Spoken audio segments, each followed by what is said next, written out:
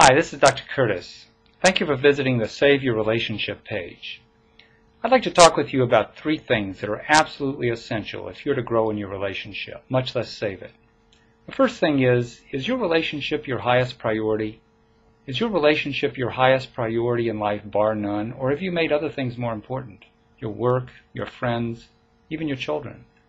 If you have put these things at the top of your list, if you've placed anything at a higher priority than your relationship, I guarantee you your relationship will suffer.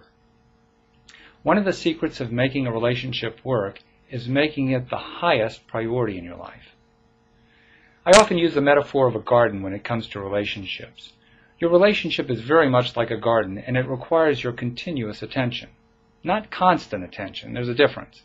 I mean, if you want a beautiful garden, it demands to be watered, and if it's not watered, it's going to die. It's simple as that. A garden will not thrive if it's not watered maybe once a week or once a month. It will suffer and it will wilt. What you give your attention to, you grow to love. You and I tend to make everything more important than our relationship. And that is partly why most relationships die and most marriages end in divorce. We make everything else more important. If you want your relationship to work, if you want to save your relationship, if you want it to grow and thrive, there is one simple thing that you must do, and that is make your relationship and your partner your highest priority. There's nothing else you need to do or must do immediately, although once you make your relationship the highest priority, there will be many things that you'll tend to do quite naturally that will simply flow out of that declaration. It's simply human nature to give your attention to what you declare as your highest priority. You will do that without effort, and your relationship is no exception. Now, there are many things that you might do to give your relationship the attention it deserves, but the main question to really answer is, do you know your partner? Do you know your partner's feelings, wants, needs, desires, likes, or what makes your partner feel loved, nurtured, and cared for? Knowing your partner on a deeper level allows you to be responsive and opens up the way to give love to the relationship. If you think you know your partner already, you've already closed the door. Your partner and you are changing, evolving beings, and your inner awareness is constantly changing. Now, continuing to view your relationship as a garden, one of the things that's essential if you're to make this garden beautiful is to keep out the weeds. And if your garden is overgrown with weeds, then what you need to do is get in there and pull the weeds out. And when it comes to your relationship or even your personal life, the weeds are simply all your negative feelings and emotions that you've been accumulating over the days, months, and years. All of the negative emotions that have developed in your relationship together and all of the negative emotions that you've carried from your past. Consider this. Many of the problems that you're having in your relationship are reflections of unfinished problems and emotions that you carry from your past and are now getting acted out and played out in your present. So it's important for you to go back and complete your past, and completing your past amounts to the action of identifying all of the negative emotions that you carry from your past and learning to release them, learning to let them go. You can't let go of anything that you haven't identified, that you haven't put in its proper context. That is what pulling the weeds is all about. It's learning to clear the slate from the past and bringing a clear slate to the present where love can grow and be nurtured.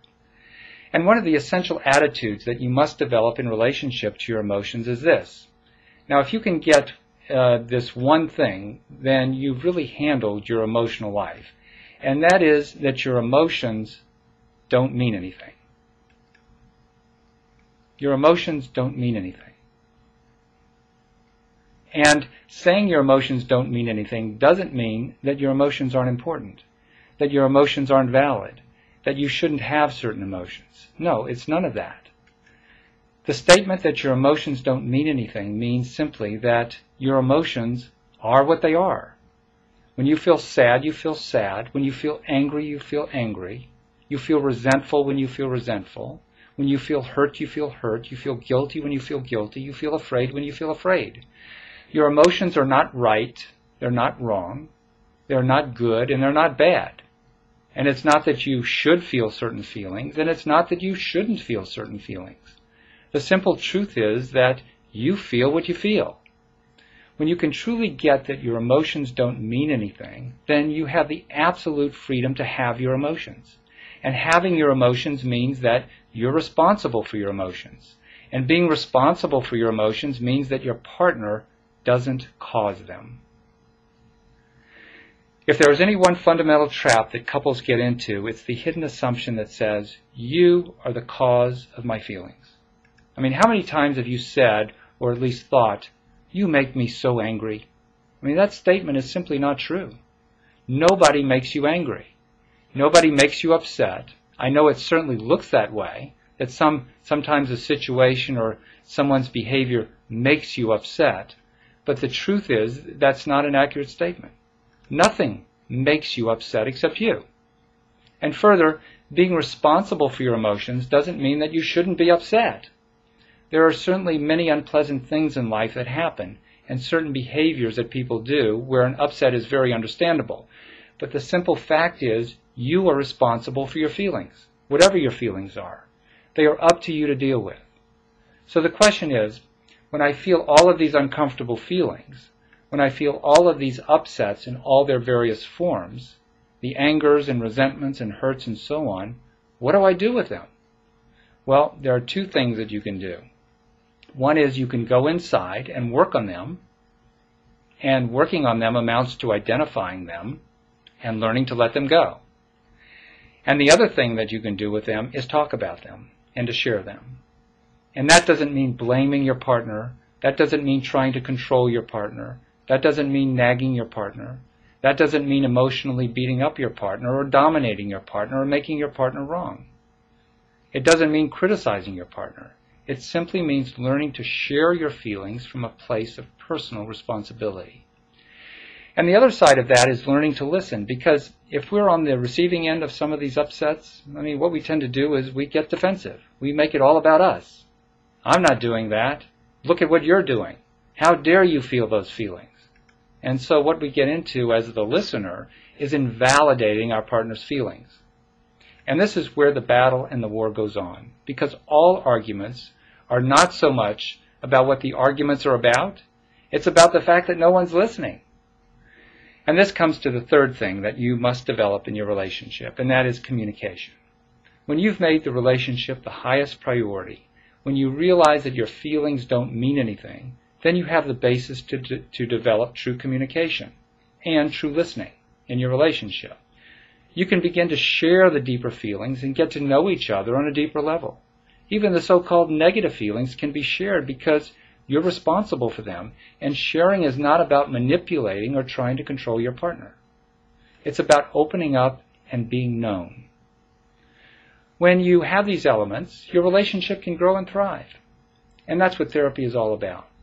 If you choose to go forward with couples or marriage therapy, I will guarantee you that I will give you my total attention to the betterment of your relationship. Because when you come to see me, you can be assured that I am committed to the healing and the thriving of your relationship. But it does take some work. It takes some honesty and some self-reflection. It takes some willingness, and it takes some faith and trust. It takes not knowing. And it takes keeping on walking into the unknown, even when things don't look like or feel like they're working.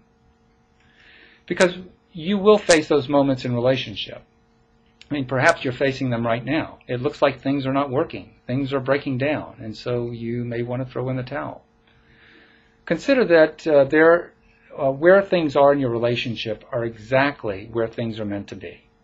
And you must go through them in order to get to a new place. There's no way around but through, but to keep on walking. So if you have any questions about anything that I've shared, or just any questions at all about our potential work together, I want you to feel free to call me to discuss these things, and I'll be glad to answer any questions. So, goodbye for now.